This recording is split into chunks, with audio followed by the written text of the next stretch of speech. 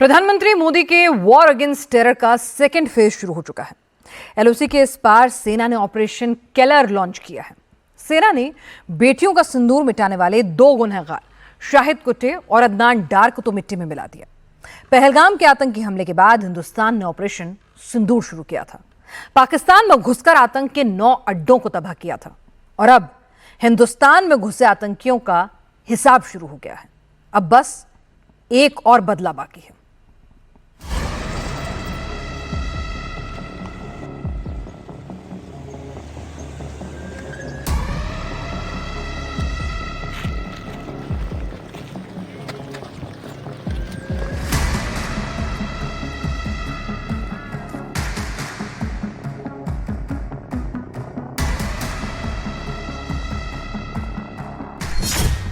Target number 1 Asim फौजी उर्फ हाशिम मूसा।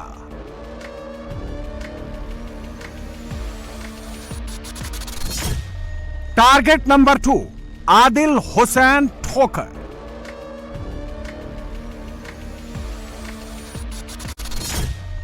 Target number 3 Ali उर्फ तलहा।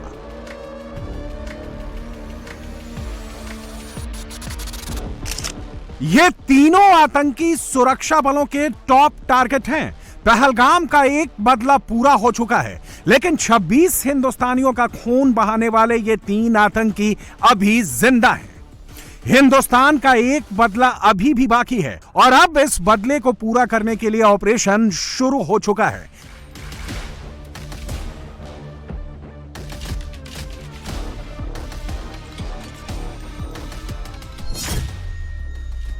नाम है ऑपरेशन केलर।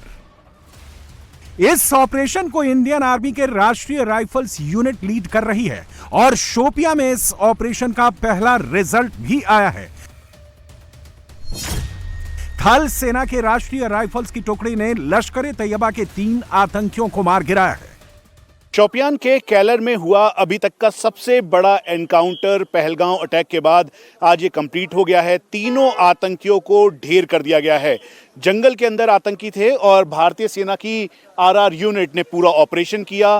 पहले कॉर्डन लगाया, जानकारी मिली कि 3 आतंकी इसमें मौजूद हैं और फिर उसके बाद इन आतंकियों को घेरा। जो ब्रिगेड कमांडर हैं खुद इस मौके पर मौजूद हैं, उन्होंने चारों तरफ से घेराबंदी करने के बाद इस ऑपरेशन को लीड किया और साथ में अब इस ऑपरेशन का वो पल है जब रिकवरी की गई है।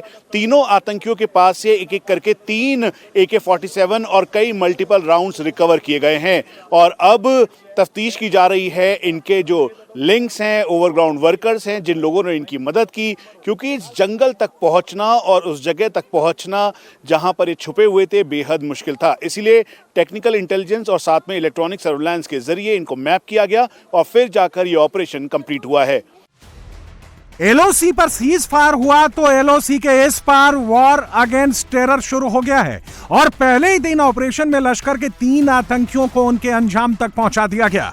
जैसे आतंकियों ने बेटियों के सिंदूर को उजाड़ा था, वैसे ही आतंकियों के साथियों का भी अंत हुआ। शोपिया से शकरू किल्लर के जंगलों में ही इनकी कब्रगाह बना दी गई। मिलिटेंटों के बीच ये मुठभेड़ शुरू हुई थी। सर्च ऑपरेशन यहाँ अभी भी बड़े पैमाने पर जारी है। ये तस्वीरें आप देख सकते हैं।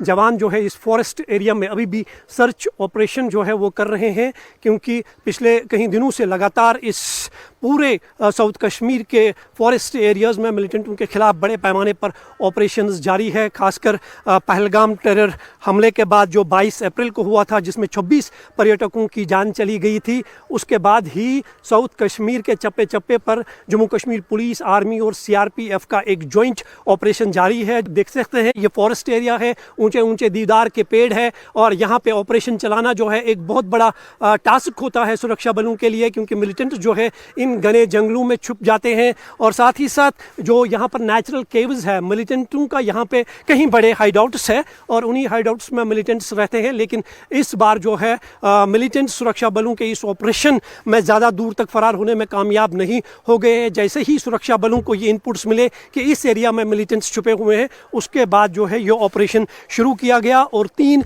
मिलिटेंट जो है वो मार गिराए गए हैं। और ये वो हथियारों का जखीरा है जो आतंकियों के पास से बरामद हुआ है। इसमें हाईटेक राइफल्स हैं, मैगजीन है, बम है, हाईटेक कम्युनिकेशन सिस्टम है, सैटेलाइट फोन जैसे सिस्टम है जिनमें आतंकी अपने आकाओं से ऑर्डर लेते थे।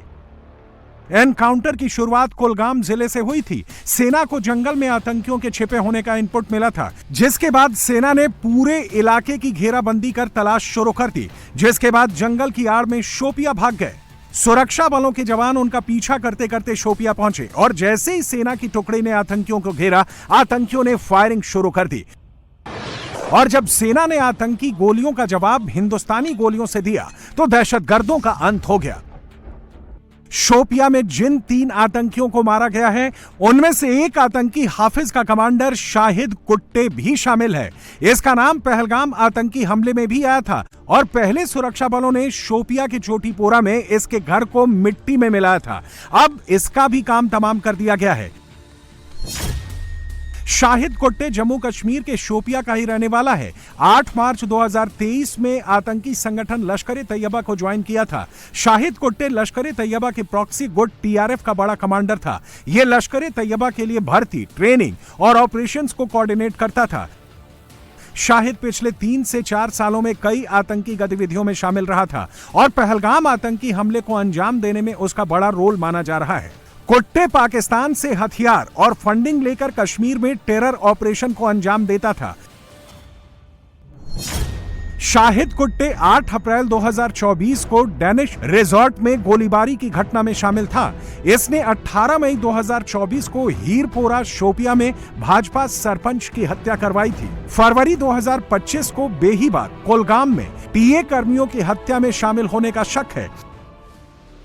शोपिया में जिन आतंकियों को जहन्नुम भेजा गया है, उसमें दूसरा आतंकी अदनान शफीडार है। अदनान शोपिया के मेलहोरा का रहने वाला है। यह भी पहलगाम के आतंकी हमले में शामिल रहा है। 27 अप्रैल को सेना ने पहलगाम हमले के बाद इसका घर भी जमींदोज किया था और अब इस आतंकी को भी अंजाम तक पहुंचा दिया गया है।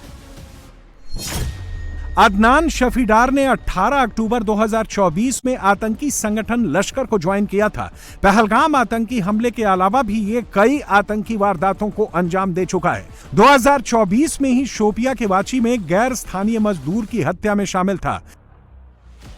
तीसरे आतंकी की पहचान का काम अभी पूरा नहीं हुआ है, लेकिन ऑपरेशन पहलगाम अभी रुका नहीं है। सुरक्षा बलों की टीम अभी भी शोपिया के शुक्रू केल्लर के जंगलों में मौजूद है और जंगल के चप्पे चप्पे में सर्च ऑपरेशन चलाया जा रहा है।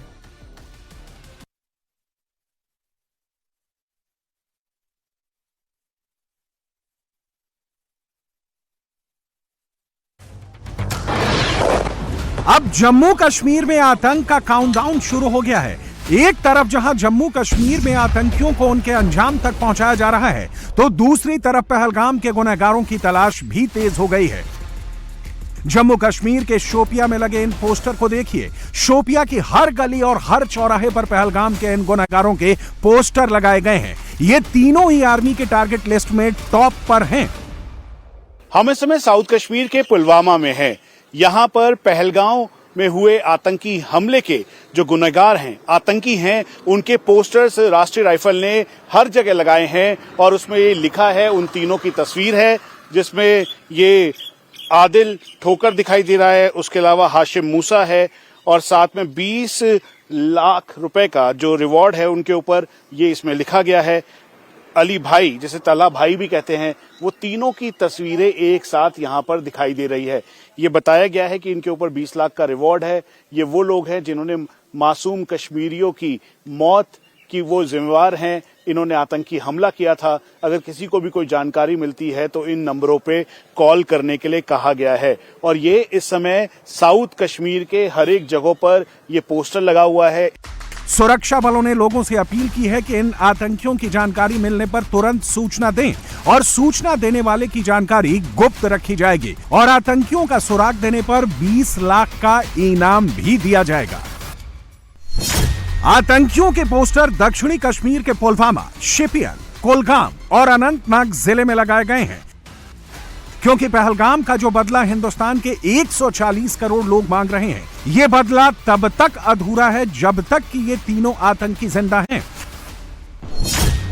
सुरक्षा बलों ने जो पोस्टर जारी किए हैं उसमें पहला आतंकी अली उर्फ तलहा है, वहीं दूसरा आतंकी आदिल हुसैन ठोकर और तीसरा आतंकी आसिम फौजी उर्फ हाशिम मूसा है। और ये तीनों ही लश्कर के आतंकी हैं। जिन 3 आतंकियों के पोस्टर लगाए गए हैं, इसमें 2 आतंकी हाशिम मूसा और अली उर्फ तलहा पाकिस्तानी हैं।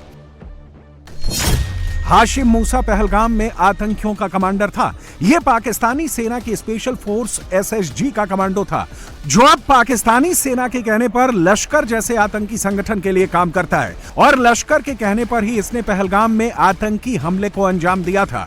मूसा ने 2024 में भी 2 आतंकी हमले को अंजाम दिया था। पहला गांदरबल के गगनगीर में तो दूसरा बारामूला की बूटा पथरी में। इन दोनों हमले में 8 लोगों की मौत हो गई थी। जो आर्मी का तीसरा टारगेट आदिल हुसैन ठोकर है, वो जम्मू कश्मीर के अनंतनाग का रहने वाला है। 2018 में आदिल पाकिस्तान गया था और करीब 5 साल तक इसने लश्कर के आतंकी कैंपों में दहशत फैलाने की ट्रेनिंग ली थी।